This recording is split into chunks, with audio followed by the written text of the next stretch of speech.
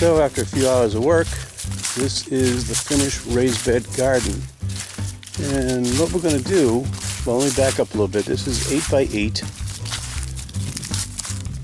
And I made it so Pat can walk into it easily and be able to tend things right here.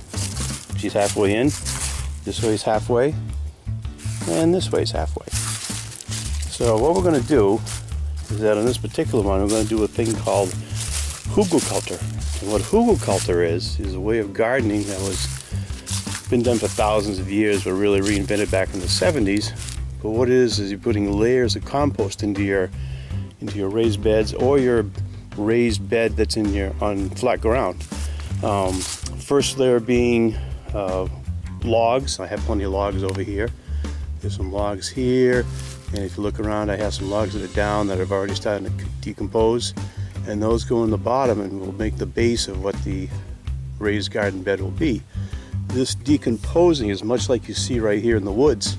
Those piles that are there, these long piles that I have in the woods all around me are actually dead beech trees and dead hemlock trees that have fallen down over the years, because this property was never ever logged, going back to at least 200 years. So all the stuff has fallen down and rotted, and then new stuff has come out of them. So what we're going to do back here, sorry for the quick buzz, what we're going to do back here is that we're going to put in some logs, probably up to the second board. And this will be dead logs and dead branches and so forth, and that'll become a base as it decomposes to constantly fertilize the garden as it goes. On top of that base, we're going to be putting some old leaves, and you see we have plenty of leaves around here that come down, so all these old leaves are going to go across of it. Oops, the wrong way. All these leaves will come across, and we'll put that on top of the bed here, maybe a couple inches, and probably up to middle of the third board that you see right here, and that'll give us a layer of decomposing material. Next layer is going to be like a humus layer that we can get for humus, sorry, not hummus, humus that we can get from the woods, or I've got some material in that blue bucket. Let me walk over to it. This was from our recycle station. We can get as much compost as we want. What they do is they have all the compost that comes in. Let me move this out of the way. And this is the compost that comes back from the landfill station. We can get as much as we want, many times. And since I don't have my pickup truck anymore, I now have to use a tote and a plastic bag to tote all the the recycled material that we have here. And there's piles and piles and piles of it. There'll be enough. They're building a new batch right now that we'll have for next year. That we'll have ready, and they turn it over and all through the winter, and they actually load it for you if you want to, if you had a pickup truck. So anyway, that layer will go in probably up to the top of the third board, to the top there, and then on top of that will be soil, potting soil. Or not actually potting soil, but ground soil. I bought some cheap bags of soil over at Walmart to put on top of here. Now you're going to probably ask us, why I have all this dirt around here, why don't I use my tractor, which is over there right now. See it next to the camper, there's my tractor. So why don't we use the tractor and bring it over and dump it into it? Well, fortunately or unfortunately, we did this because I'm standing right on the leach field for the septic. If you notice, there's a little thing on the tree over there, little ribbon, and if I turn directly around, there's another ribbon on that tree right there, and there's my pipe that I use to dump the camper, and my septic tank's right about here, and this right here is my leach fields. Well, I can't drive the tractor over it, so I figured, so instead we won't forget about what's here, we'll put this garden on top of it. It'll support the way of the garden, no problem, but not have vehicles going across it. So that's what we're going to be doing. And then eventually this will be the front yard. The cabin we're going to put up is going to be right there. The logs are going this summer, are going to be moved away and milled. The cabin's going to go in that area right there, and that'll get us to look out onto the pond. And as you see real close, move over a little bit. Right there is the infamous walkway to nowhere. I kept adding and adding and adding on that walkway, and the water kept getting further and further out. So And again, I'm right where those branches are at the very end of the pond. I still have another 5 feet to go because the pond is one out a little further. So that's the walkway there. And there's the bridge of Terabithia right there. You see a little part of it right there. That goes over the ravine and walks out going that way, down the hill, out the walkway, and out to the pond. So anyway, that's what we're doing. Sorry about that. I'll come back and I'll, as I go in stages, and I'll let you know what's happening. See what it looks like.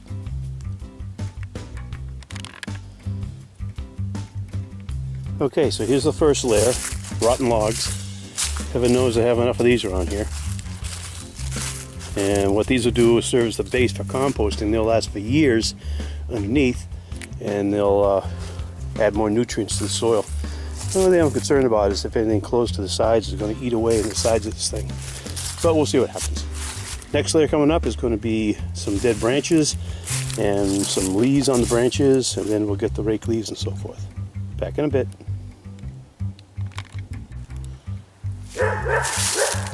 So here we have the first layer.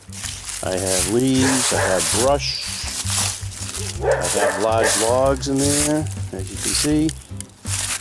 And now I'm going to start with the second half of the experiment and add these leaves into it. Be back later. Okay, so the layer of leaves are in. I squished them down, tucked them down underneath all the sticks down below and filled it in. Took quite a lot of leaves to fill this thing. And it will mat down even more, but I try to get it as compact as I could. And so what'll happen now is we're going to put on, they say put on a layer of the humus and the compost and then the regular soil, but I got some soil that I dug out. I'm going to put that on top of the leaves here, try to save some of the compost from falling down through if there are any gaps. So I'll put a layer, an inch or two of that on, and then we'll just layer it up with the compost and then the topsoil. And hopefully we'll be good to go. Be back in a bit. Okay, so I've got almost the last layer in. This is the compost that we picked up at the transfer station in town. And I've got about probably a 4-inch layer of this. Kind of made of everything, as you can see. Get some worms in here too, it's kind of cool. And we had a couple old gloves and pieces of glass, but we took those out, so we're good. So now next layer going on, or last layer, will be a layer of topsoil. And we'll see how that goes. And the experiment continues. Back again. Okay, so finally the weekend project is done. So here is an 8x8 planter, and we're doing a process called Hugelkultur. And as just to reiterate what we did before, is we have a layer of logs and brush and so forth on the bottom and start as like a compost, and then we have some leaves on top of that. And on top of that, I have some compost that I got from the landfill that they've been brewing for about a year. And on top of that, I put some topsoil mixed up with some more manure and fertilizer, and here we go.